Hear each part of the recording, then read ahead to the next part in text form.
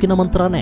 ಇವತ್ತು ನಾವು ಜಗತ್ತಲ್ಲಿ ಅತಿ ಹೆಚ್ಚಾಗಿ ನೋಡ್ತಾ ಇರೋದು ಯುವಕ ಯುವತಿಯರ ಆತ್ಮಹತ್ಯೆ ಪ್ರಕರಣಗಳನ್ನ. ಅದರ ಹಿಂದಿರೋದು ಪ್ರೇಮ ವೈಫಲ್ಯ. ನಿಮಗೆ ಗೊತ್ತಿದೆಯೋ ಇಲ್ಲವೋ, ಕೃಷ್ಣನ ಬದುಕಲ್ಲಿ ಕೂಡ ಒಂದು ಭಗ್ನ ಪ್ರೇಮದ ಕಥೆ ಇದೆ. ತಾನು ಜೀವಕ್ಕಿಂತ ಹೆಚ್ಚು ಪ್ರೀತಿಸಿದ ಯುವತಿಯನ್ನ ಅವನು ಮತ್ತೆಂದೂ ಕಾಣದಂತೆ ಬಿಟ್ಟು ಹೋಗಬೇಕಾದ ಪ್ರಸಂಗ ಬರುತ್ತೆ. ಹಾಗೆ ತನ್ನ ಯೌವನದ ಮೊದಲ ಪ್ರೇಮವನ್ನ ಬಿಟ್ಟು ಹೊರಟ ಕೃಷ್ಣ ಖಿನ್ನತೆಗೆ ಒಳಗಾಗಿ ಕೂತಿದ್ರೆ, ಅವನಿವತ್ತು ಮಹಾನ್ ರಾಜತಂತ್ರಜ್ಞನಾಗಿ, ಪ್ರತಿಯೊಂದರ ಸೂತ್ರಧಾರನಾಗಿ, ಒಂದು ಕಾಲಘಟ್ಟದ ಎಲ್ಲವನ್ನೂ ತಾನಾಗಿ ನಡೆಸುವ ಮಹಾನ್ ಶಕ್ತಿಯಾಗಿ, ದೇವರಾಗಿ ಕಾಣಿಸ್ಕೊಳ್ತಿರ್ಲಿಲ್ವೇನೋ.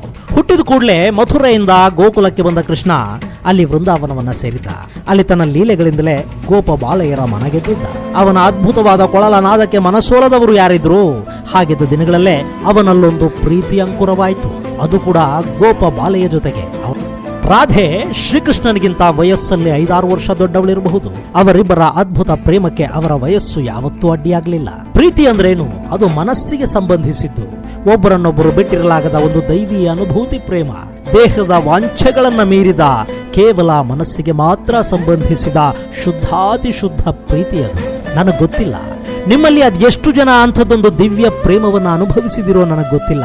ಆದ್ರೆ ಒಂದು ಸರಿ ಅದರ ಅನುಭವ ಆಯ್ತು ಅಂತ ಇಟ್ಕೊಳ್ಳಿ, ನಿಮಗೆ ಜಗತ್ತಲ್ಲಿ ನೀವು ಪ್ರೀತಿಸುವ ವ್ಯಕ್ತಿಯನ್ನ ಹೊರತುಪಡಿಸಿ ಇನ್ನೇನು ಇರೋದಕ್ಕೆ ಸಾಧ್ಯ ಇಲ್ಲ ಅನ್ನಿಸಿಬಿಡುತ್ತೆ. ನಿಮ್ಮ ಪ್ರತಿ ಉಸಿರು ಕೂಡ ಪ್ರೀತಿಯಿಂದ ತುಂಬಿ ಹೋಗುತ್ತೆ. ರಾಧೆ ಮತ್ತು ಕೃಷ್ಣರ ನಡುವೆ ಇದ್ದದ್ದು ಅಂಥದ್ದೇ ಒಂದು ಗಾಢವಾದ ಪ್ರೇಮ. ಅದು ಗೌಪ್ಯವಾಗೇನು ಉಳಿದಿರಲಿಲ್ಲ. ಇಡೀ ವೃಂದಾವನಕ್ಕೆ ಗೊತ್ತಿತ್ತು. ರಾಧೆ ಮಾನಸಿಕವಾಗಿ ತನ್ನನ್ನು ತಾನು ಕೃಷ್ಣನಿಗೆ ಅರ್ಪಿಸಿಕೊಂಡು ಬಿಟ್ಟಿದ್ದು. ಅವನು ಕೂಡ ರಾಧೆಯ ಪ್ರೀತಿಯಲ್ಲಿ ಮೈ ಮರೆತಿದ್ದ, ಕಳೆದು ಹೋಗಿದ್ದ. ಅದೇ ಸಮಯದಲ್ಲಿ ಅವನ ಪ್ರೇಮಭಂಗದ ಕ್ಷಣ ಕೂಡ ಬಂದೇ ಬಿಡ್ತು. ಸಹಜವಾಗಿ ಕೃಷ್ಣ ತನ್ನ ಪ್ರೀತಿಯ ಬಗ್ಗೆ ತನ್ನ ತಾಯಿ ಯಶೋದೆ ಮುಂದೆ ಹೇಳ್ಕೊತಾನೆ. ಮಗ ರಾಧೆಯನ್ನ ಪ್ರೀತಿಸ್ತಿದ್ದಾನೆ ಅನ್ನೋದು ಅವಳಿಗೆ ಅವರಿವರ ಬಾಯಿಂದ ಗೊತ್ತಾಗಿತ್ತು. ಆದ್ರೆ ಈಗ ಮಗನೇ ಮುಂದೆ ನಿಂತು ಹೇಳ್ತಾ ಇದ್ದಾನೆ. ಆ ತಾಯಿಗೆ ಸಂದಿಗ್ಧ ಪರಿಸ್ಥಿತಿ. ರಾಧೆಯನ್ನ ಮದುವೆಯಾಗೋದು ಅವಳಿಗೆ ಇಷ್ಟ ಇಲ್ಲ. ಅವಳು ಮಗನಿಗೆ ತಕ್ಕವಳಲ್ಲ ಅನ್ನೋದು ಆ ತಾಯಿಯ ಅಭಿಪ್ರಾಯ. ಅದು ಅಲ್ಲದೆ ಕೃಷ್ಣನಿಗಿಂತ ವಯಸ್ಸಲ್ಲಿ ದೊಡ್ಡವಳು. ಈಗಾಗಲೇ ಅವಳಿಗೆ ವಿವಾಹ ಕೂಡ ನಿಶ್ಚಯವಾಗಿ ಹೋಗಿದೆ. ಅಂಥವಳು ಮಗನನ್ನ ಮದುವೆಯಾಗೋದು ಅಂದ್ರೇನು? ಇಲ್ಲ ಮಗು, ಅದು ಸಾಧ್ಯವಾಗದ ಮಾತು, ಖಡಾಖಂಡಿತವಾಗಿ ಹೇಳಿದ್ಲು ಯಶೋದೆ. ಯಾಕೆ ಸಾಧ್ಯ ಇಲ್ಲ? ಕೃಷ್ಣನ ಬಾಯಿಂದ ಅದೇ ವಯೋಸಹಜ ಪ್ರಶ್ನೆ ಬಂತು. ರಾಧೆ ನಮ್ಮ ಅಂತಸ್ತಿಗೆ ತಕ್ಕ ಹೆಣ್ಣಲ್ಲ, ಹೇಳಿದ್ಲು ಯಶೋದೆ. ಅಮ್ಮ, ಅವಳನ್ನ ಮದುವೆ ಆಗಬೇಕು ಅಂದ್ಕೊಂಡಿರೋದು ನಾವಲ್ಲ. ನಿಮ್ಮ ಅಂತಸ್ತಿಗೂ ಅವಳನ್ನ ನಾನು ಮದುವೆ ಆಗೋದಿಕ್ಕೂ ಏನು ಸಂಬಂಧ? ಆಯ್ತು, ಮದುವೆ ಆದ ಮೇಲೆ ಅವಳು ನಮ್ಮ ಮನೆಗೆ ಬಂದ್ರೆ ನಿನ್ನ ಸೊಸೆಯಾಗಿ ಅವಳ ಅಂತಸ್ತು ಹೆಚ್ಚುತ್ತಲ್ಲ. ಕೃಷ್ಣನ ದಿಟ್ಟ ಉತ್ತರ. ರಾಧೆಗೆ ಈಗಾಗಲೇ ಮದುವೆ ನಿಶ್ಚಯವಾಗಿದೆ. ಅವಳ ಭಾವಿ ಪತಿ ಕಂಸನ ಸೇನೆಯಲ್ಲಿ ಸೈನಿಕನಾಗಿದ್ದಾನೆ. ಅವಳನ್ನು ನೀನು ಮದುವೆ ಆಗೋದಕ್ಕೆ ಹೇಗೆ ಸಾಧ್ಯ ಮಗು? ನಿನಗೆ ರಾಧೆಗಿಂತ ಒಳ್ಳೆಯ ಹುಡುಗಿನ್ ತರೋಣ. ಯಶೋದೆ ಏನೇ ಹೇಳಿದ್ರು ಕೃಷ್ಣ ಅದನ್ನ ಒಪ್ಪೋದಿಕ್ಕೆ ಸಿದ್ಧನಿರಲಿಲ್ಲ. ನಾನು ಅವಳನ್ನ ಬಿಟ್ರೆ ಬೇರೆ ಇನ್ಯಾರನ್ನೂ ಮದುವೆಯಾಗಲಾರೆ ಅಂತ ಹಠ ಹಿಡಿದ್ಬಿಟ್ಟ. ಯೌವನದ ದಿನಗಳಲ್ಲಿ ಎಲ್ಲ ತರುಣ ತರುಣಿಯರ ಥರಾನೇ ಕೃಷ್ಣ ಕೂಡ ಪ್ರೀತಿಯನ್ನ ನಾನು ಬಿಡೋದಿಕ್ಕೆ ಸಾಧ್ಯನೇ ಇಲ್ಲ ಅಂತ ಕೂತು ಬಿಟ್ಟ. ವಿಷಯ ನಂದನಿಗೆ ಗೊತ್ತಾಯ್ತು. ಅವನು ಕೂಡ ಮಗನ ಜೊತೆ ಮಾತಾಡಿ ನೋಡ್ದ. ಮಗ ಯಾರ ಮಾತು ಕೇಳೋದಕ್ಕೆ ಸಿದ್ಧನಿರ್ಲಿಲ್ಲ. ಈ ಹಿಂದೆ ಮನೆ ಮಕ್ಕಳು ಮಾತು ಕೇಳದೆ ಇದ್ದಾಗ ಮೇಷ್ಟ್ರುಗಳ ಹತ್ರಕ್ಕೆ ಕರ್ಕೊಂಡು ಹೋಗಿ ಬುದ್ಧಿ ಹೇಳಿಸುವಂತ ಒಂದು ಪದ್ಧತಿನೇ ಇತ್ತು. ಹಾಗೇನೆ ನಂದ ಕೂಡ ಕುಲ ಗುರುಗಳಿಂದ ಬುದ್ಧಿ ಹೇಳಿಸೋದಕ್ಕೆ ತನ್ನ ಮಗನ ಸಮಸ್ಯೆಯನ್ನ ಗುರು ಗರ್ಗಾಚಾರ್ಯರ ಬಳಿಗೆ ತಗೊಂಡು ಹೋಗ್ತಾನೆ. ಗುರುಗಳು ಕೂಡ ಕೃಷ್ಣನನ್ನ ಕೂಡಿಸ್ಕೊಂಡು ಏನೇನೋ ಹೇಳಿದ್ರು. ಏನು ಹೇಳಿದ್ರು ಅವನು ರಾಧೆಯನ್ನ ಬಿಡೋದಿಕ್ಕೆ ಸಿದ್ಧನಿರ್ಲಿಲ್ಲ. ಕೃಷ್ಣ, ನಿನ್ನ ಜನ್ಮದ ಉದ್ದೇಶನೇ ಬೇರೆ ಇದೆ.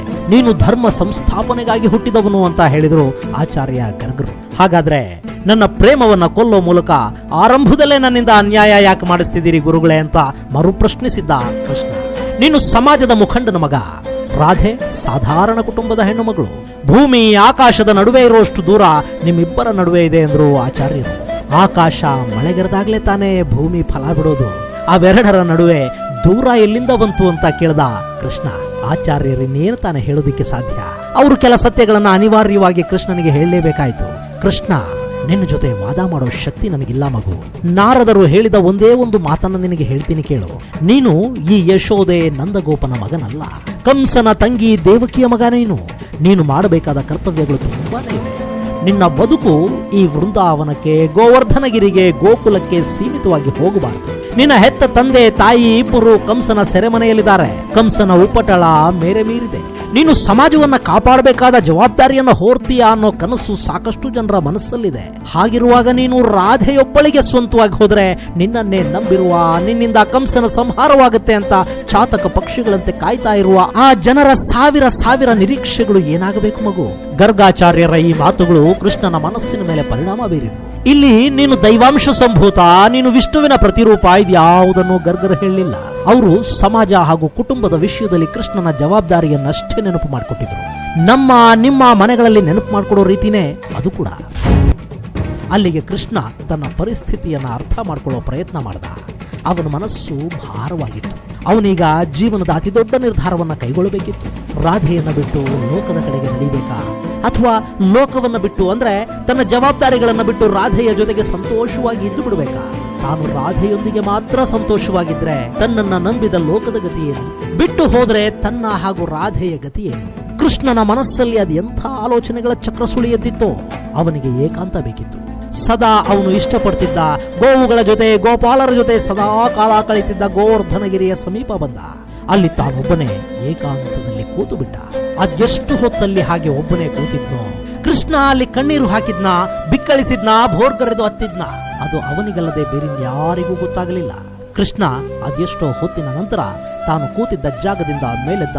ಅವನ ಮನಸ್ಸಲ್ಲಿ ನಿರ್ಧಾರವಿತ್ತು.